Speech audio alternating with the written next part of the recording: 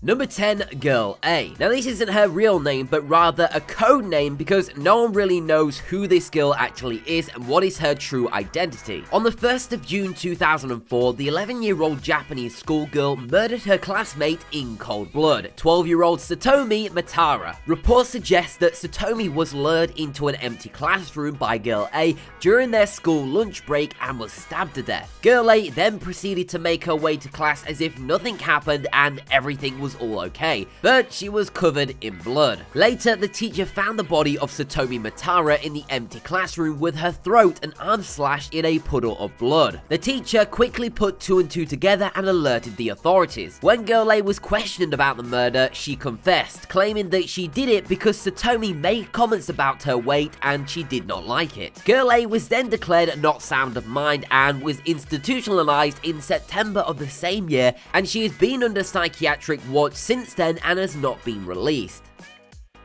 Number 9, Graham Young. For someone so young to be enthusiastic about the subject of chemistry is usually a tale of delight for the children's parents and for the teachers. Sadly though, this child took his love for chemistry a little too far. Graham Young used his love for chemistry to fashion his own unique brands of poison, which he loved to test on living things around him. At the age of 14, Graham Young dosed his family and friends with this poison that he's made by dropping it into their drinks and food. This caused all of his family and friends to get violently ill, including his stepmother, who lost her life due to side effects taken up from ingesting the poison. After the death of his mother, Graham was taken to jail where he continued to take a keen interest in chemistry. Despite him being behind bars, his murder spree did not end there though, as in prison, he conducted another type of poison and provided a lethal dose to a prison staff worker who then lost his life. It's clear to see that Graham won't be getting out anytime soon.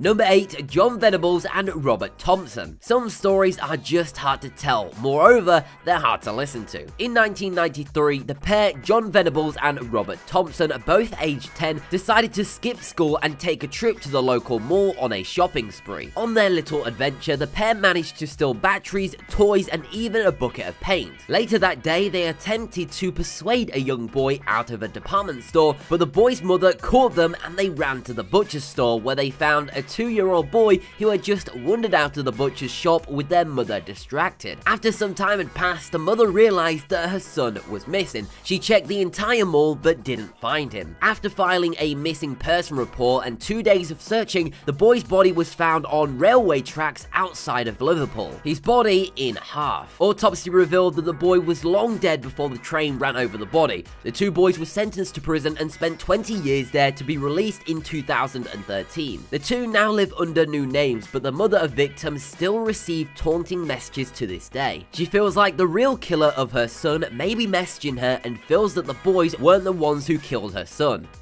Number 7, Jesse Pomeroy. This one is an old case but should still be brought to notice because it's probably one of the first instances of a kid making his way to prison for such a dangerous crime. In 1871, Jesse Pomeroy kidnapped and tortured 4 young boys when he was just 11 years old. In order to repent for what he did, he was sent to a reform school but was then later released for good behavior. However, once he was out, he moved on from torture towards something much more deadly. After a few years later, Jesse met a little girl who he tortured for hours before eventually murdering her. He then also killed a 4-year-old boy by slashing his body to death. When he was caught, Jesse Pomeroy admitted to his crimes without any feeling of guilt. As a result, he was taken back to custody where he spent a long chunk of his life.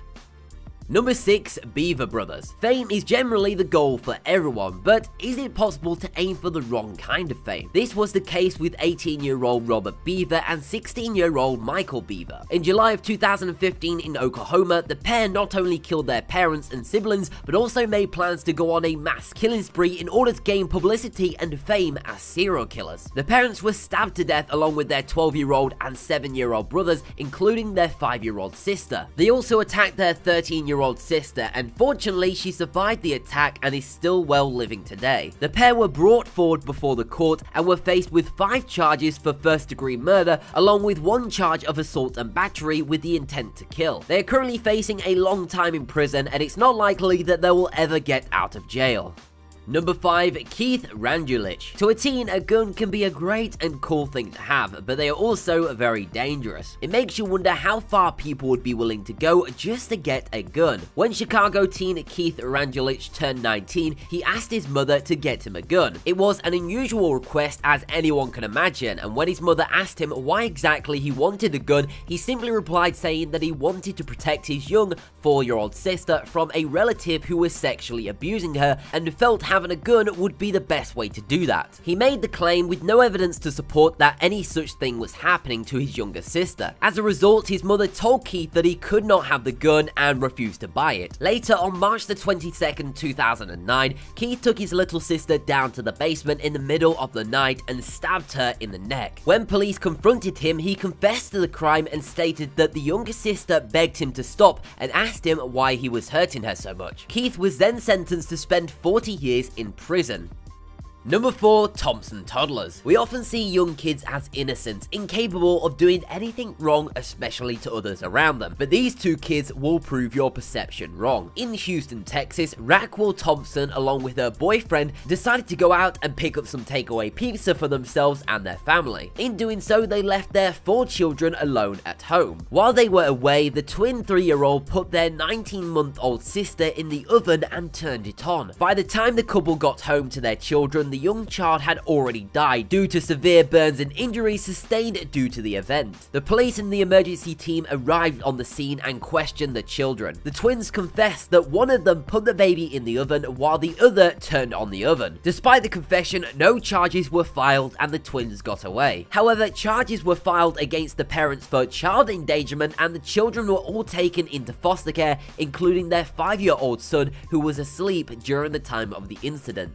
Number 3. Josh Phillips. We often send our kids outside to go and play with the neighborhood kids, and they usually have a grand time doing so. But what happens when your young child goes out with the intent to kill? That's what happened here with 14-year-old Josh Phillips. He went out one day to play baseball with his neighbor, 8-year-old Maddie Clifton. After playing in the forest, Maddie was declared missing by Josh and her family. A search party was arranged, but days went by and nobody found the little girl. However, that was until one day where the waterbed in Josh's room was leaking and his mother decided to take a look and fix it. It was here that she found the body of Maddie Clifton. She had been beaten over the head with the baseball bat and stabbed 11 times and thrown inside of the waterbed. Josh was then sentenced to spend his life in a maximum security prison at the age of 14. Recently, a case has been filed to have Josh released on early parole, which the parents of Maddie Clifton have fought very hard to prevent. Josh is expected to be released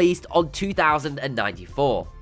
Number 2. Christian Fernandez. In Florida, the 12-year-old Christian Fernandez was left alone with his baby half-brother in March of 2011 while their mother was out running an errand. At home, Christian proceeded to beat his brother to his final breath. He was then brought before the court and was sentenced to 7 years in prison, and his mother has not been charged with anything as of yet. When Christian was brought into custody, he confessed to his crimes, claiming that he was thinking about his father when he killed his younger brother, who actually committed suicide to avoid charges of child abuse for beating up Christian. The sentence was only 7 years because the judge felt some sympathy for Christian due to his past, and moves the confession as inadmissible to the court, resulting in the charge being lessened from first-degree murder to manslaughter. Christian is expected to be out and rejoin society, but not before spending his better years behind bars for what he did.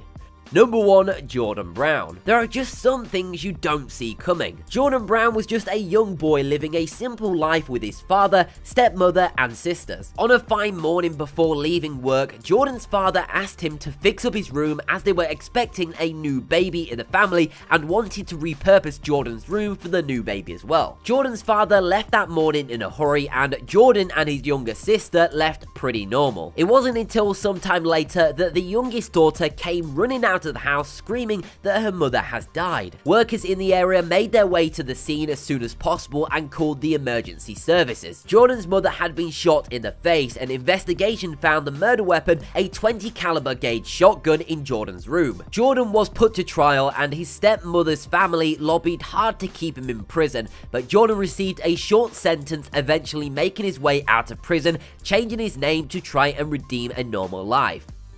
So that has been the top 10 kids who grew up in prison. Now that we've made you sad and uncomfortable, why not check out these other videos to brighten up your day? With that being said, make sure to subscribe and I'll speak to you in the next video.